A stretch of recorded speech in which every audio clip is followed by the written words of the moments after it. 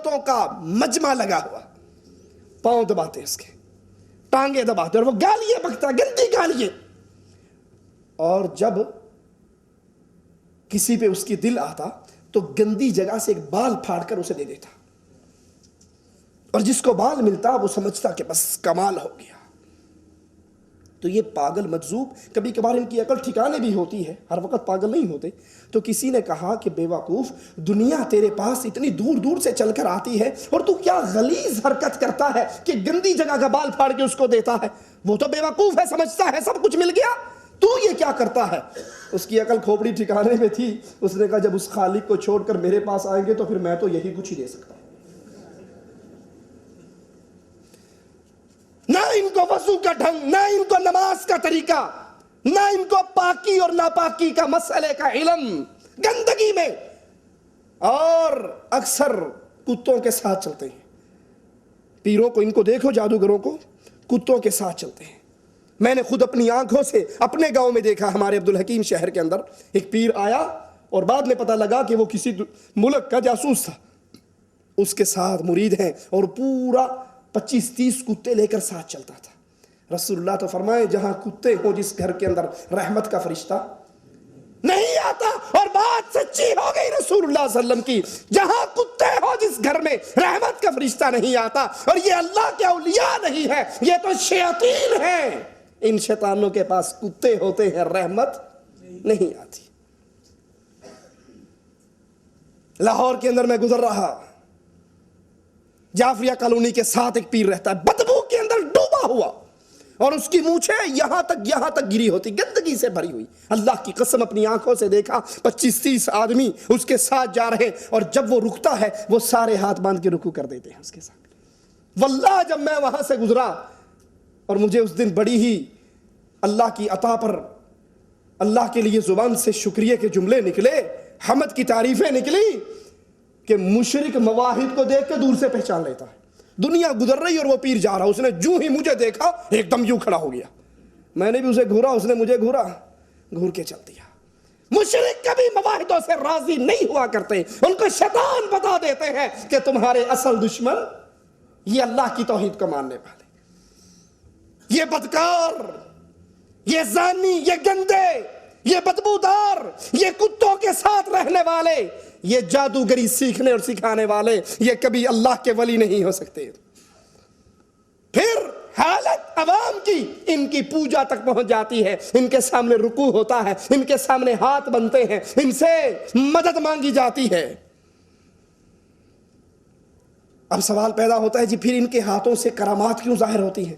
تو ذرا کرامت اور شوبدہ بازی اس دونوں کا فرق سمجھ لو. کرامت جب بھی ظاہر ہوتی ہے صرف اللہ کے ولی کے ہاتھ سے ظاہر، اس میں بھی ولی کا کوئی اختیار نہیں. معجزہ نبی کے ہاتھ پہ، نبی کا اختیار. کرامت ولی کے ہاتھ پہ، ولی کا اختیار. وہ اختیار کس کا؟ اور بعض دفعہ تو ان کو علم بھی نہیں ہوتا، بعض دفعہ تو علم بھی، وگرنہ موسیٰ علیہ السلام نے ڈنڈا پھینکا، ڈنڈا سانپ بن گیا، تھا تو ڈنڈا.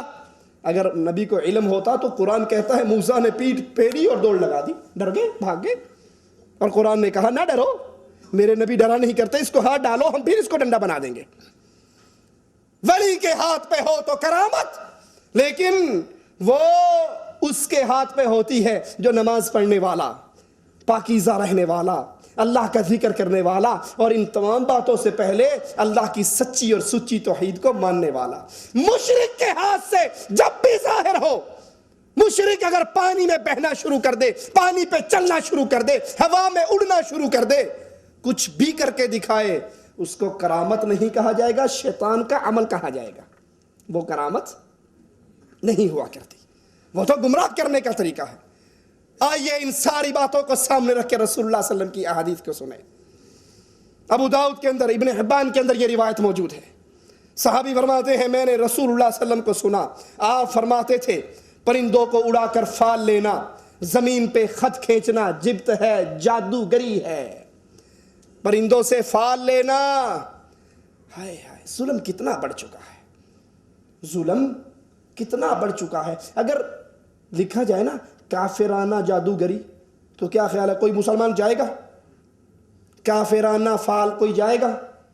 اب یہ جادوگر مسلمانوں کو دھوکہ دینے کے لیے آپ نے اکثر دیکھا ہوگا طوطا رکھا ہوا ہے پنجرے کے اندر، 7 پوڑیاں بنی ہوئی ہیں، 5-5 روپے لے کے پوڑی اٹھاتا ہے، اور بورڈ کیا لگایا ہوا ہے؟ اسلامی فعال نامہ، جس کا اسلام سے کسی قسم کا بھی کوئی تعلق، بری ہے اسلام ان بے ایمانوں کے ان عملوں سے۔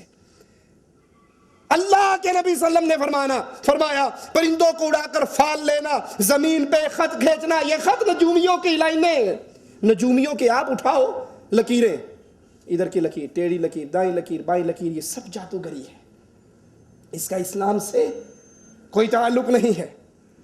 حضرت عوف کہتے ہیں کہ پرندے اڑانا اس کا مطلب ہے کہ کفار مکہ کے اندر یہ بیماری بہت زیادہ تھی، وہ پرندوں کو اڑا کر فال لیا کرتے تھے سفر سے پہلے، تجارت سے پہلے۔ پرندہ چھوڑے، اگر دائیں گیا تو اچھی بات ہے، میں یہ سفر کروں گا، اور بائیں گیا تو میرے لیے یہ سفر منحوس ہو جائے گا۔ یہ کن میں تھا؟ کفار مکہ میں۔ آج ہمارے ہاں بھی ہے یا نہیں ہے؟ سفر کے لیے بریف کیس ہاتھ میں باہر نکلے، کالی بلی آگے سے دوڑتی ہوئی گزر گئی، بیگ لے کے واپس کر آگے۔ بیگم نے کہا گئی نہیں؟ وہ جی کالی بلی اگو لنگی سی، میں کیا خیر نہیں ہونی۔ آپ نے عورتوں کی زبانوں سے اکثر سنا ہوگا، پیڑا گر گیا نا ہاتھ سے، پیڑا گر گیا، آج اللہ ہی رحم کرے۔ کوا آ کے دیوار پہ بیٹھ کے بولنے لگ گیا، کوا بول رہا ہے آج کوئی ضرور مہمان آنے والا ہے۔ یہ کوے کو بھی ای میل ہو جاتی ہے پہلے ہی کہ مہمان آ رہا ہے۔ یہ وہی جادوگری ہے، یہ وہی شیطانی باتیں ہیں، یہ ہندوؤں کی باتیں ہیں، ان کا طرز عمل ہے۔ مشرکین مکہ کے اندر یہ بد عادت تھی کہ وہ پرندوں کو اڑاتے تھے یا ان کی آوازوں سے فال لیا کرتے تھے، اچھی اور بری، نیک اور بد باتوں کا تصور کیا کرتے تھے۔ اسلام نے اس کو جادو کا ایک قسم قرار دیا۔ اسی طرح زمین پہ خط لگانا، خط کھینچنا، یہ علم نجوم کا یہ علم، نجومیوں کا علم، ستاروں کا علم۔ اور یاد کرنا یہ بات بڑی خطرناک ہے۔ رسول اللہ صلی اللہ علیہ وسلم نے فجر کی نماز پڑھی، گارے کے اندر سجدہ کیا، یعنی بارش ہو چکی تھی۔ کہنے لگے پتہ ہے آج اس ایک بارش کی وجہ سے کچھ لوگ، غور کرنا چھوٹی باتیں نہیں ہیں، کچھ لوگ کافر ہو کر اٹھے ایک بارش کی وجہ سے، اور کچھ مسلمان ہو کر اٹھے۔ صحابہ نے کہا یا رسول اللہ صلی اللہ علیہ وسلم یہ بارش سے کافر اور مسلمان کا کیا چکر ہے؟ فرمایا جب بارش ہوئی، جس نے یہ کہا یہ بارش فلاں ستارے کی کرپا ہے، فلاں بابا جی نے، ہم نے بکرے کی نیاز دی تھی نا، بابا جی راضی ہو گئے، انہوں نے برسائی ہے، فلاں ستارے نے برسائی، فلاں جن نے برسائی، فلاں مفہوم روایت، اصبحوا بی کافرن، وہ کافر ہو کر اٹھے۔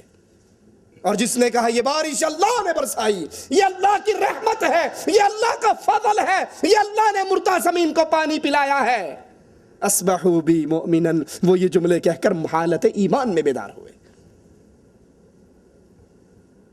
یہ خط بازی، یہ خط لگانا، یہ لکیریں، یہ دست شناسی، یہ جادوگری ہے۔